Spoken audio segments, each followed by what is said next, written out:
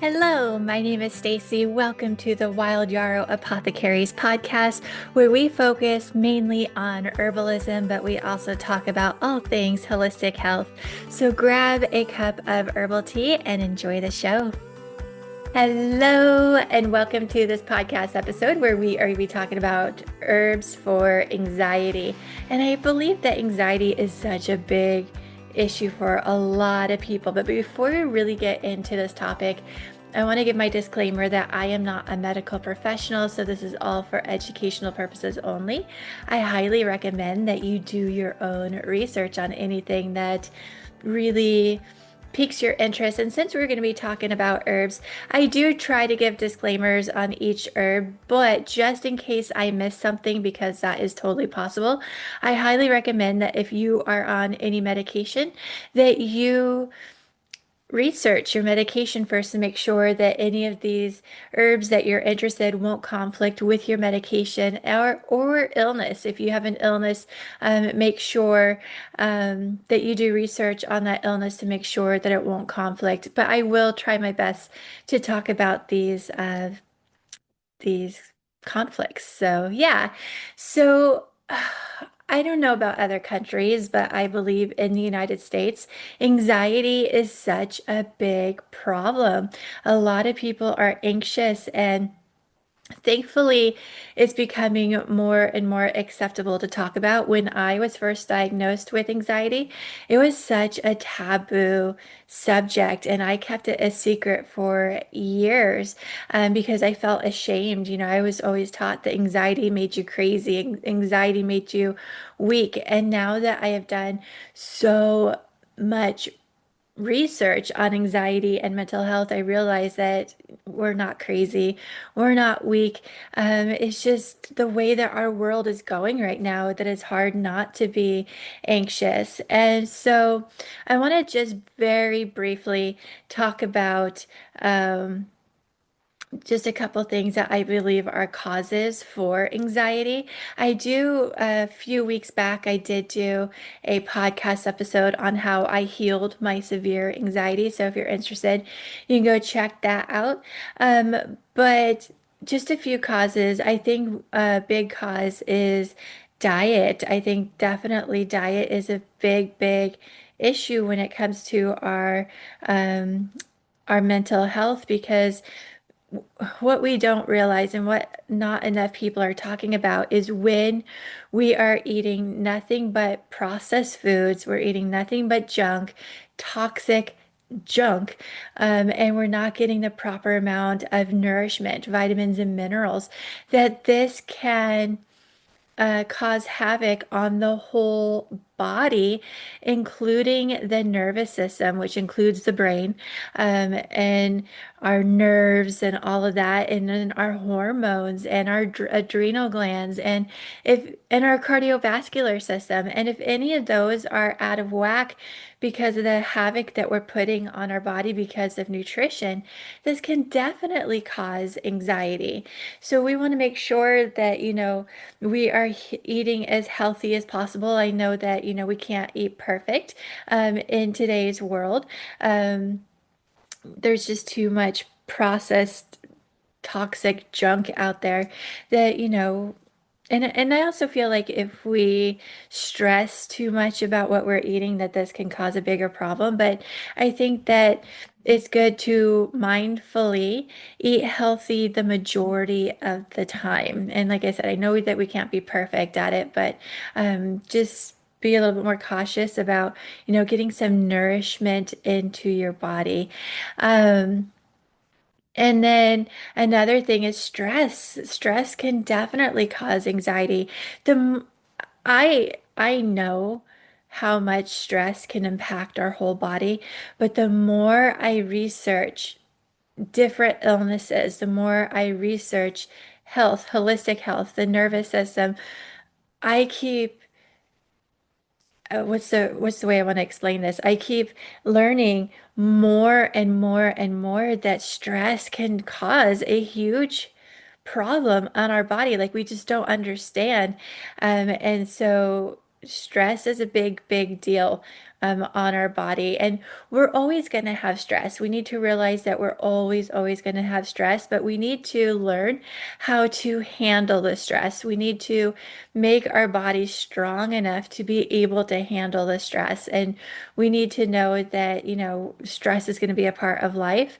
And I strongly believe that in everybody's life, that we all go through ebbs and flows. Nobody has a perfect life, no matter how rich or how perfect their life appears to be.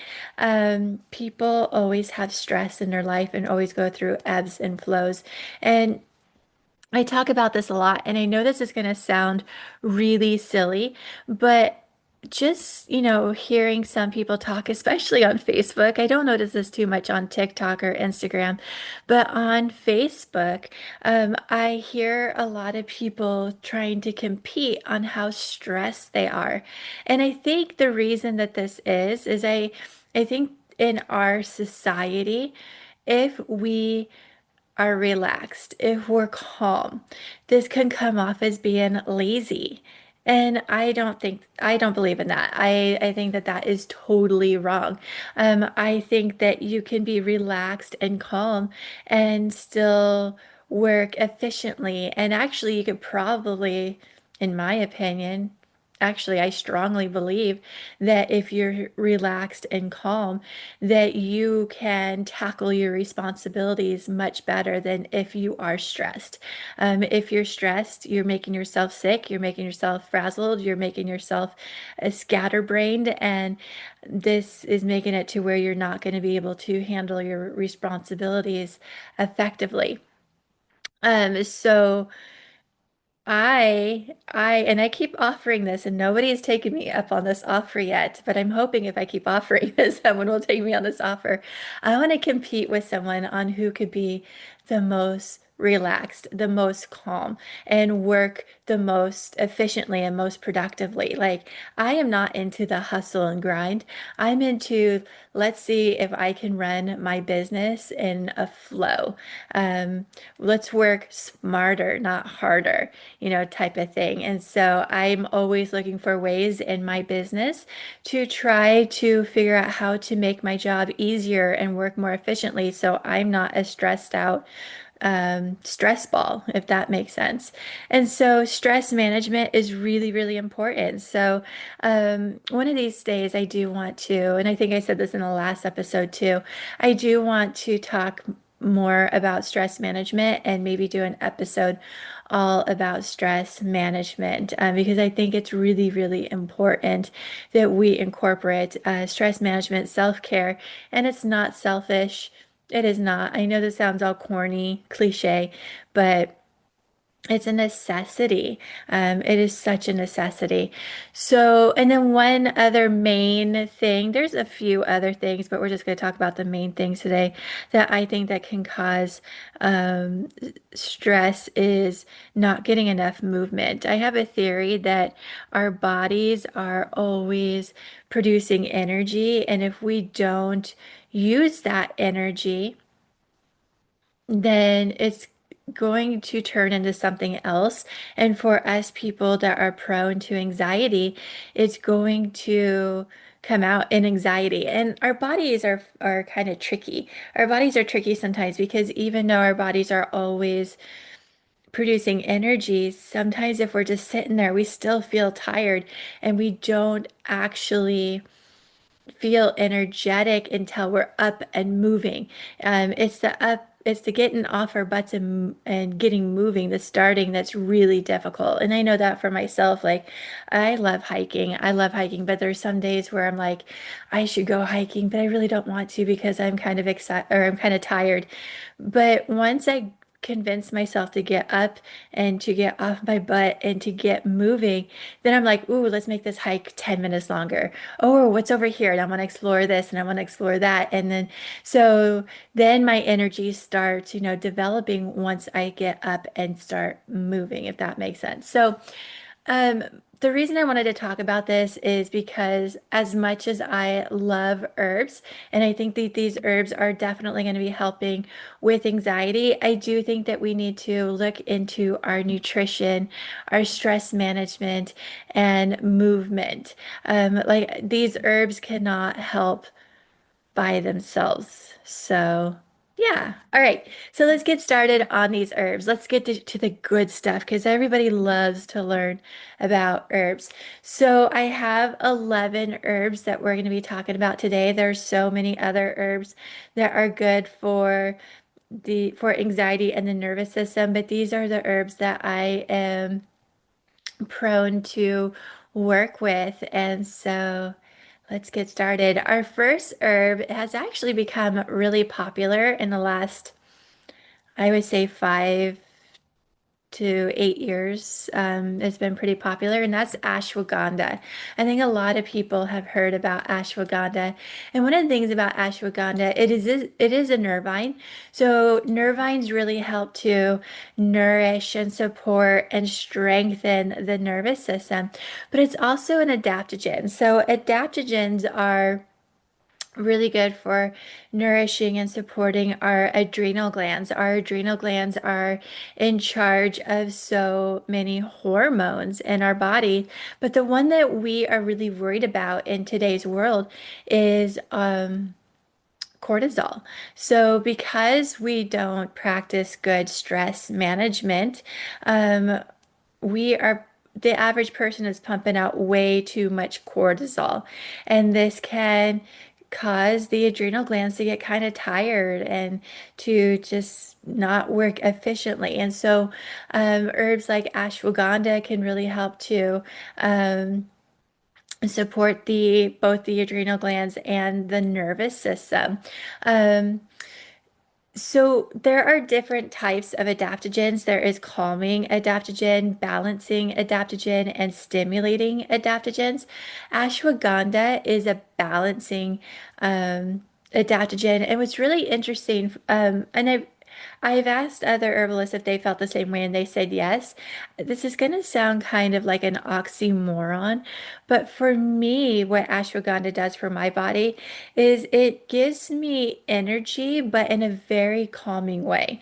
So I feel calm, but I feel like I can effectively get all my responsibilities done in a calm manner. Like I still want to get up and move, but I'm not in that hustle bustle um, trying to, uh, get things done in a stressful way, if that makes sense.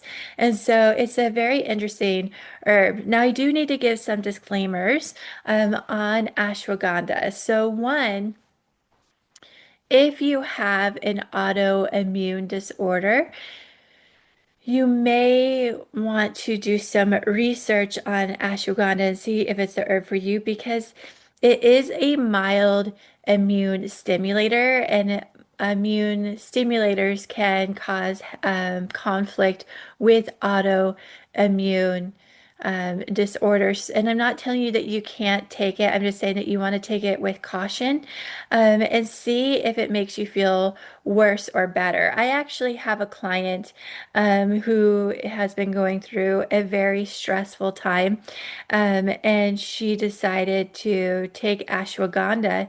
But she contacted me. She's like, my anxiety keeps getting worse and worse, but she didn't realize that it was the ashwagandha.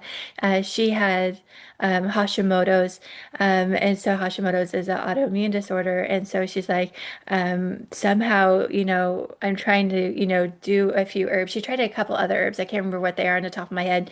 But she was trying several nervines, and she's like, I feel like my anxiety is getting worse. And I'm like, try stopping the ashwagandha because that might be conflicting with your Hashimoto's. And she stopped taking ashwagandha, and her anxiety got so much better. So, um, and this is just, this is going to apply to people that have autoimmune disorders, and it's going to be different for everybody. So it made her more anxious. It might be different for everybody. Like for somebody else, it might cause more joint pain, or it might cause um, maybe congestion. So I would say if you really want to try ashwagandha, go for it, but just really tap in and really be like, okay, is this making my symptoms worse or is it making it better? And some people, even with autoimmune disorders, it might make it better, but some might make it worse. All right, another disclaimer is that it is a nightshade. So if you have issues with nightshades, you're going to want to be careful with ashwagandha. And one more disclaimer. So in TikTok, like 2 years ago, almost, I would say about actually, let's say 2.5 years ago, I made a video all about ashwagandha. And I, about 2 or 3 times a month, I get like 2 or 3 comments on this video from women talking about how their menstrual cycles stopped when they took ashwagandha. And it's not supposed to be that way, but I have some theories, educated guesses. I don't know if this for sure, but this is my guess. So, um, ashwagandha is also supposed to be balancing out testosterone in the body. So it's supposed to be, doing this. But I wonder, and this is a big wonder, if the women who are struggling with ashwagandha, with it, stopping their um, menstrual cycles, if these women possibly might have sluggish liver. And the reason I'm thinking about this is because ashwagandha, or not ashwagandha, the liver is in charge of removing all sorts of things from our bodies. It helps to remove toxins and unwanted pathogens, but it also is supposed to get rid of excess hormones. So maybe ashwagandha is, trying to balance out testosterone, but it's actually bringing in more testosterone. But it's with the sluggish liver, it might not be releasing the excess testosterone, if that makes sense. And so just keep that in mind that some women are having their menstrual cycle stopped by ashwagandha. And my theory, I want to stress that word theory, is that it's possibly going to be a sluggish liver. I don't know for sure if that's true or not, but that's my educated guess of why that might be happening. And or for some reason, the body is actually not balancing out the testosterone like it should be with ashwagandha. So, all right. So let's go to our second herb, which is chamomile. So chamomile is one of the most popular herbs out there. I think pretty much everybody has heard about chamomile, and this has been a popular herb forever. So it's not trendy, it's not a fad. It's been a popular herb for a very long time with good reason. Um, and just a fun fact, really quick, as I'm recording this episode, I'm in the process of writing chamomile for our herb of the month membership. So that is going to be our herb of the month for November. So I'm really excited about this. So, um, there are two very popular chamomiles. There is Roman chamomile and German chamomile. I'm primarily going to be talking about German chamomile. This is the chamomile that most of us use here in the United States. Roman chamomile is very similar, but in my opinion, I think German chamomile is so much more delicious than Roman chamomile. But chamomile is, again, it's a nervine. So nervines really help to um, nourish and support the nervous system. This is a herb that's going to be really good for anxiety, for depression. It can help with anxiety through perimenopause or menopause. One of my favorite things about chamomile is it's so gentle. Like, I don't know why I just gravitate towards gentle herbs. And this is very, very gentle. So this is one of my go-to herbs for children. So if you have a child that is going through anxiety, depression, insomnia, chamomile would be one of the herbs that I would really think about for giving to that child. Another thing about chamomile is it is what we call a carminative. So carminatives are really good for the digestive system. It's really good for gas, bloating, indigestion. If you had a meal that is too big, chamomile is going to be really beneficial for this. And so, because of this, I recommend chamomile to people who get the anxious tummies. You know how when uh, some people, when they get really stressed or really anxious, they get like tummy aches or upset stomachs. Chamomile would be a really good herb for this to really help to calm down the nervous system and the digestive system. And so yeah, it's also really good for helping with children with colic. And it's also chamomile is what we call antispasmodic. It has strong antispasmodic properties in it. So this is going to make it to where, like, if you hold tension in your body, I think everybody does. Um, I hold it in like my jaw, neck, and shoulders. And so chamomile is a really good herb to help to relieve some of that tension. But not only that, I rarely get headaches, but when I do get headaches, I believe that more times than not that they are tension headaches. And so chamomile is one of the herbs that I grab for a tension headache. So I just it's one of my go-to herbs for headaches, for tummy aches during stressful times. And so I only have one disclaimer for chamomile. It's a very gentle herb. It's really good. It's rare for people to be allergic to herbs. Most people are not allergic to herbs, but it seems like if someone is going to be allergic to a herb, chamomile is one of the most common ones. So just keep that in mind. So yeah.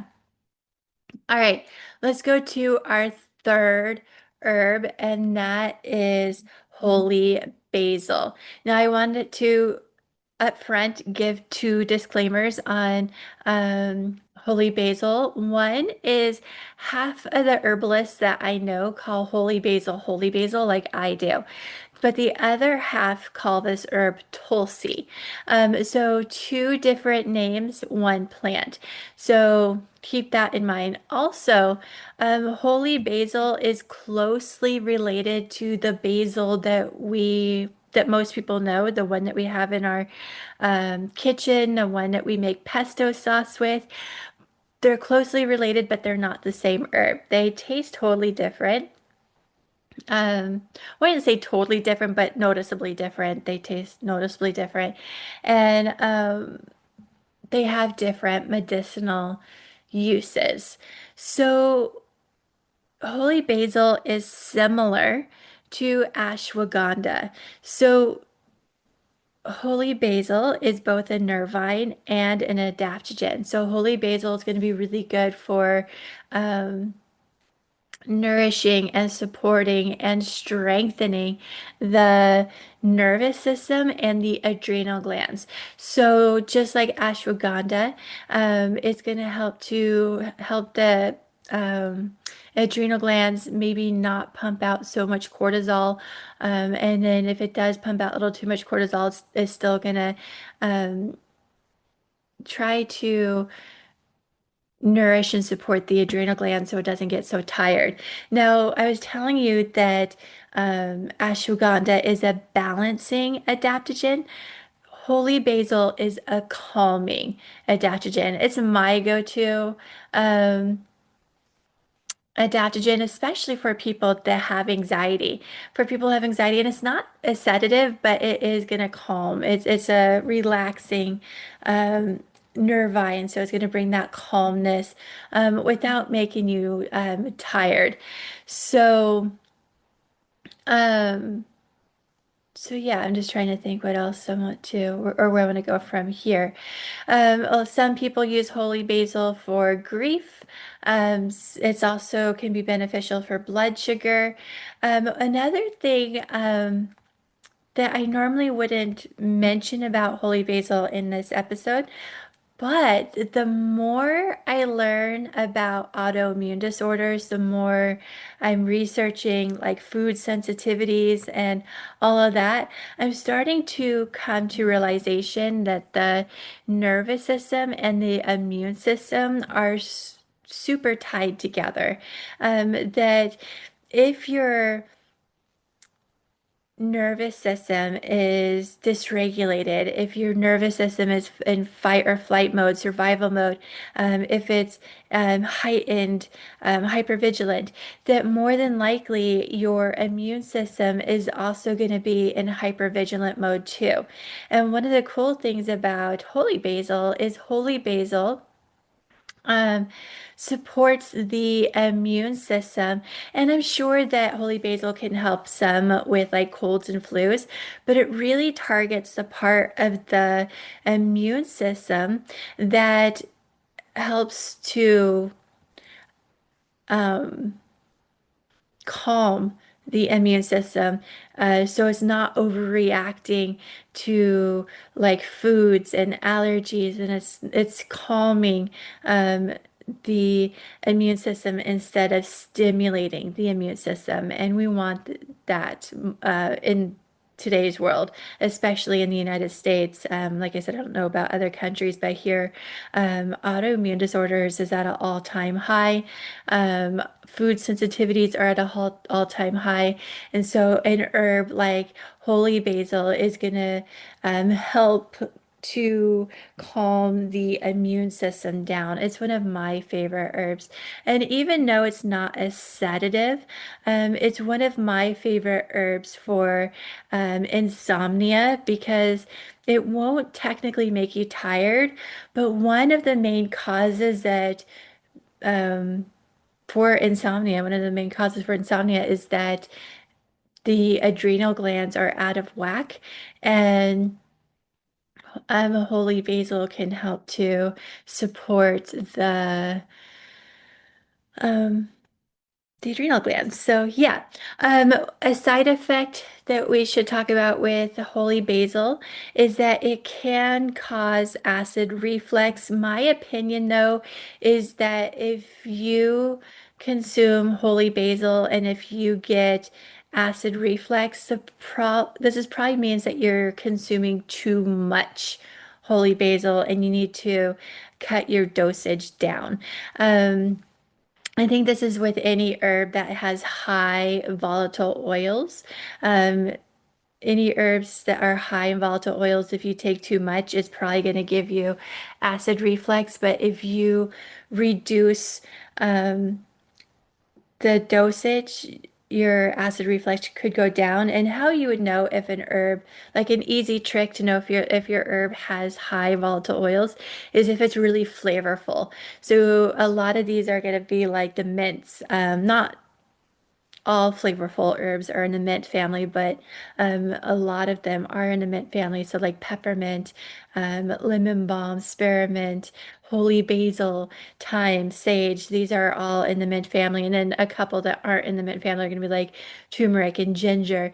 These can all cause acid reflux if you take them in high amounts. So also, you shouldn't be taking holy basil while you're pregnant unless you are with a very skilled midwife or a very skilled doctor through your pregnancy and they tell you to take holy basil. So, yeah, all right. Let's go to our next herb. This is another very, very popular herb. I think pretty much everybody, even if you know nothing about herbs, has heard about this herb. So number four is lavender. So lavender, we just the smell of it, I think, can calm people down. So it's a nervine. It really helps to nourish, support, strengthen the nervous system. It has very calming effects to it. And like I said, just the smell. I've been, I think we've all been to places where they have lavender scent. Like I remember a long time ago, I went to a chiropractor and you walked in and the first thing you smell is lavender. You go to like health food stores and more than likely you're going to smell lavender. You go to people's houses. Not everybody has lavender, but there's a decent amount. And then, unfortunately, a lot of cleaning products have lavender. And the reason I say unfortunately is because a lot of this is green washing. A lot of these lavender cleaning products are are marketed as being healthy and they're not. They're still loaded with toxins. And so, um, but lavender is really good for like anxiety, depression. It helps to calm us. It uplifts our mood. It's really good for people who are like high strung. People who just have a hard time relaxing. Also, lavender has pain relieving properties in it.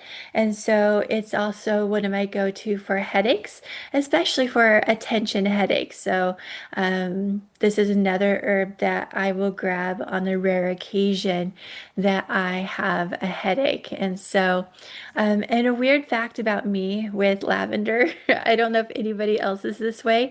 The scent of it is so weird. Sometimes I absolutely love the scent of lavender, and other times I'm like, nope. It really depends on my mood, I guess, on if I like lavender.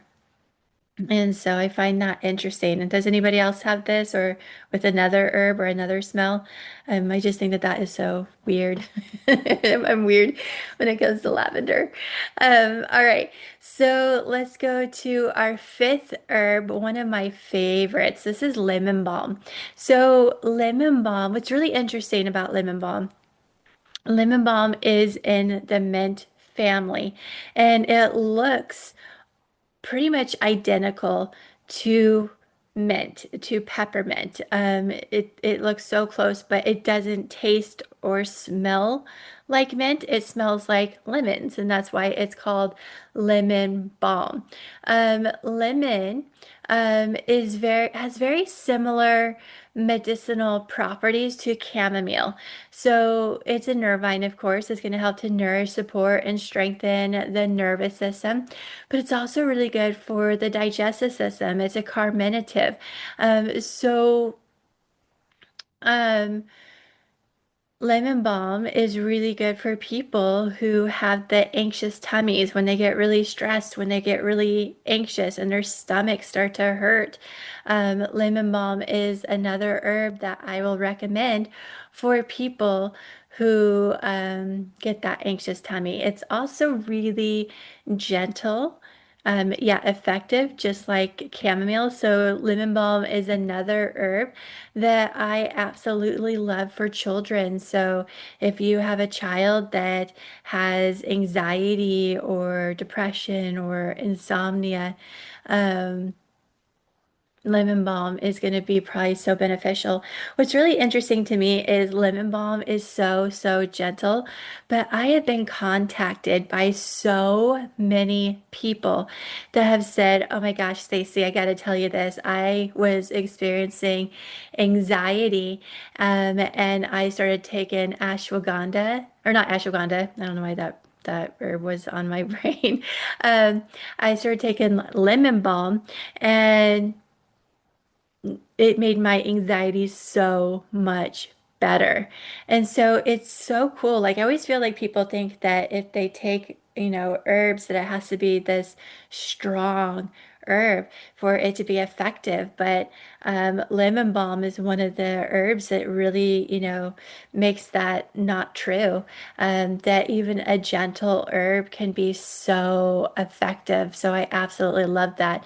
Lemon balm is really good for the brain, for memory. Um, and so if you have memory issues, it can help with that. It's really an uplifting herb, so it can help with moods. So if you're feeling like blah or you're just in a funk, lemon balm may be able to help with this. It may help with insomnia, especially with children. With adults, I'm not sure if it would, but everybody's different, so you could definitely try with that. Another thing is that lemon balm is really good for the cardiovascular system as well.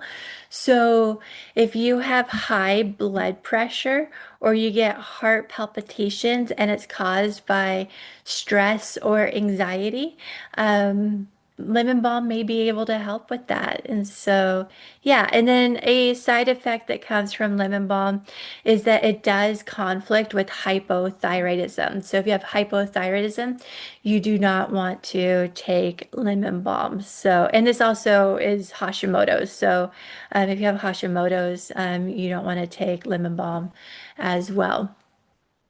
All right. Our next herb is linden. And in my opinion, linden is one of the most underrated herbs out there. A lot of times when I talk about linden, I hear people say, "Oh, I've never heard of that herb."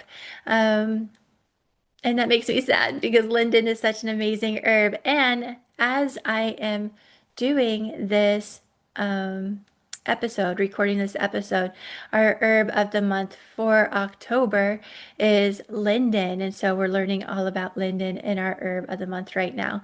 So, linden is a nervine.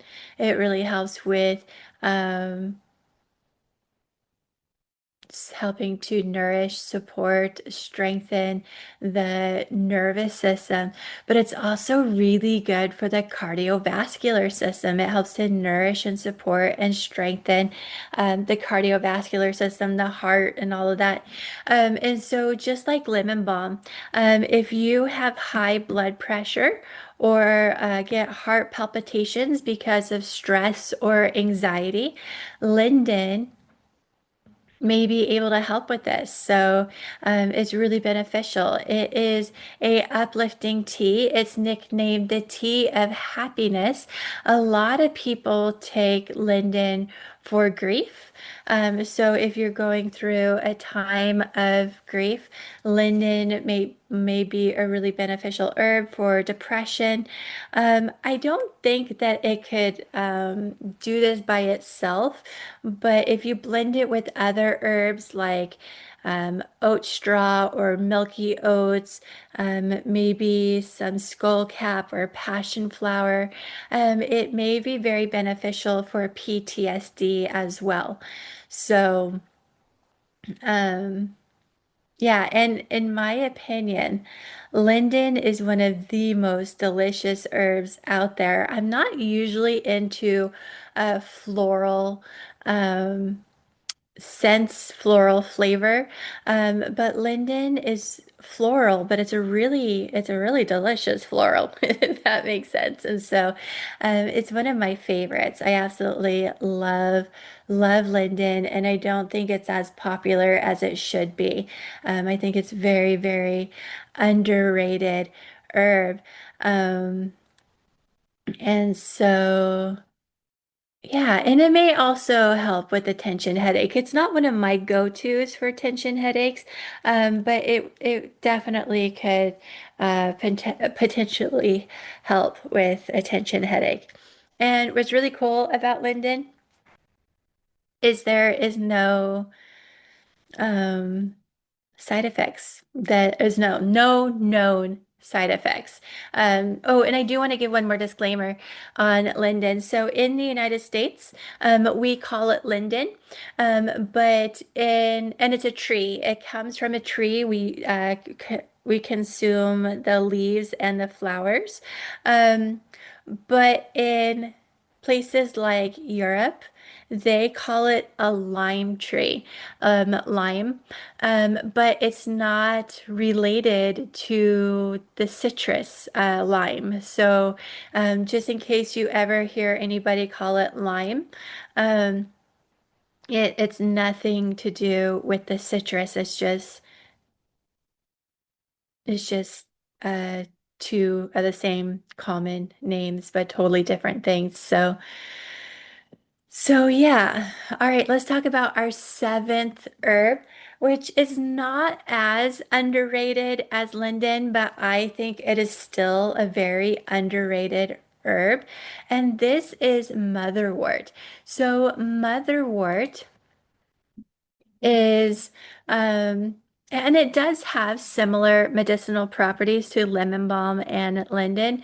So motherwort is really good for the nervous system and the cardiovascular system. So it's really good if you have heart palpitations or high blood pressure because of stress or anxiety.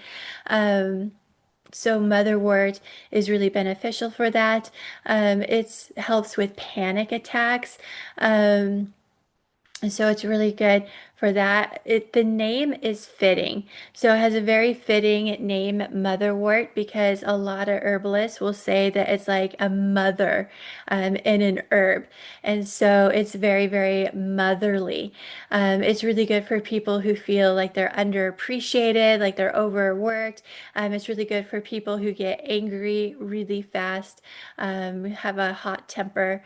Motherwort is going to be really beneficial for that. It's also really good for the women's reproductive system, especially if women get really moody or anxious or depressed during their menstrual cycles or during perimenopause or menopause. Motherwort is going to be really beneficial for this. Um, Motherwort is an herb that you shouldn't use while you're pregnant and also shouldn't be used during a menstrual cycle if you have a heavy flow.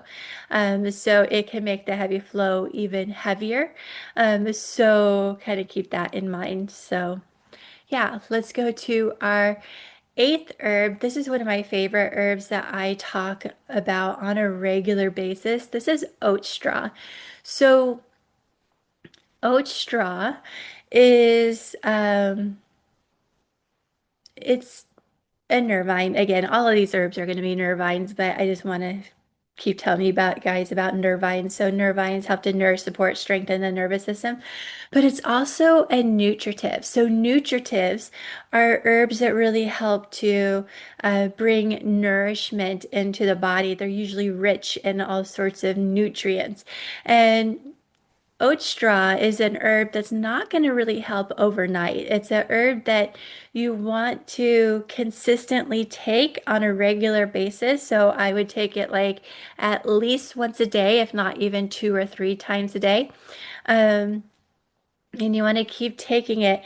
And it's, I always recommend oat straw for people who have had a lot of trauma, a lot of anxiety in their life, and their nervous system might be out of whack. Oat straw is going to help to kind of rebuild the nervous system. It's going to support it. And what's kind of a bad thing, I guess you could say, about oat straw, though, is that it's going to very gradually um, heal your nervous system. And it's going to be so gradual that you probably won't notice until you stop taking it. And then you'll stop taking it, and then you'll get those feelings back, and you're like, oh, yeah, I remember, when feeling this before I took oat straw. And so, um, I would take oat straw consistently to help to nourish and support, strengthen. And it is from the same plant as oatmeal, but they say that oat straw is four times more nourishing than oatmeal. And the nourishment in oat straw is one of the things that's really beneficial for supporting your nervous system. And so, and then if I make a tea blend for anxiety, me personally, I will make oat straw as like the base blend. So I always start with oat straw and then build up and put other herbs with oat straw. So yeah. All right, let's go to our ninth herb, which is passion flower. So, passion flower, again, nervine, going to help to nourish, support, strengthen the nervous system. Um, but passion flower is really good for anxiety, for trauma. One of my favorite things about passion flower is it's really good for an overactive mind. And passion is such a good word to have in this herb because this is a fantastic herb that's really good for people who have a little bit too much passion. Um, in their life. So they get too passionate and maybe it's their way or no way, or they get frustrated too fast. They get angry too fast. They're quick to get have a temper. Passion flower is going to be really good to calm that too much passion down is going to calm that anger down.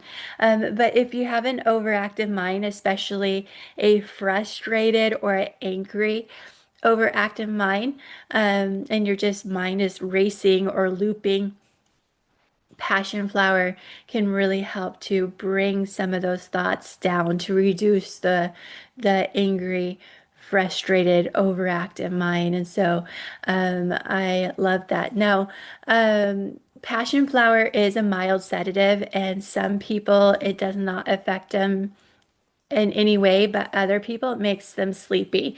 So I would recommend the first couple times that you take passion flower that you um, take them, that if you do fall asleep, it's not going to be a big deal. Like, we don't want you operating heavy machinery and falling asleep behind heavy machinery. So take it a couple times, see if it makes you sleepy. If it doesn't make you sleepy, then you can take it any time that you want to. But then if it does make you sleepy, then you're probably going to want to take it. Only at night, right before you go to sleep. That's what I do, is I'll only take passion flower right before I go to bed. Um, so yeah, and then leading to our next herb, our number 10 herb, passion flower is normally paired with skullcap. They are paired together. Most of the time, not all the time, but most of the time, they have very similar medicinal uses. So, skull cap again, nervine, nourishing, supporting, strengthening the nervous system is really good for people who've had a lot of anxiety, a lot of trauma in their life. And so skull cap is just a very calming herb. It's good for people who've had a lot of like sensory overload. Maybe they're overstimulated. It's also really good for overactive mind, but a lot of herbalists say that it's really good for like the mundane, overactive mind. So maybe have your chore list looping through your head, all the things that you need to get done. Um, Skull cap is really going to be beneficial for that. Um, it is a pretty strong anti-spasmodic herb, so it's going to be really good for muscle tension. But it's also one of my go-tos for a tension headache. So if you have a tension headache, I always will grab a skullcap, chamomile, and lavender. So it's really beneficial. Now, just like passion flower, skullcap is a mild sedative, so it may make some people sleepy, and it may make other people, not so sleepy. It might not affect anybody. So again, like passion flower, if you do um, the first couple times you take skullcap, I would take it that if you did fall asleep, it wouldn't be a big deal. So keep that in mind. But Yeah, it is a fantastic herb. All right, let's talk about our 11th herb, which is a herb that I don't talk about a lot, and I feel like it's another underrated herb. And this is a herb that I'm still in the process of getting to know, but it is wood betony. So wood betony, again, nervine, helps to nourish, support, strengthen the nervous system.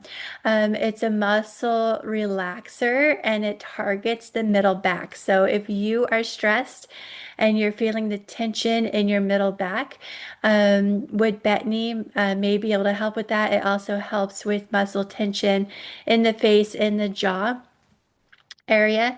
So, like if you're holding a lot of tension in your jaw, maybe wood betony would be a really good beneficial herb for that.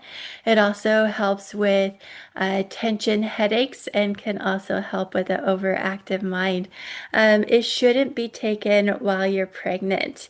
And so yeah, those are the 11 herbs.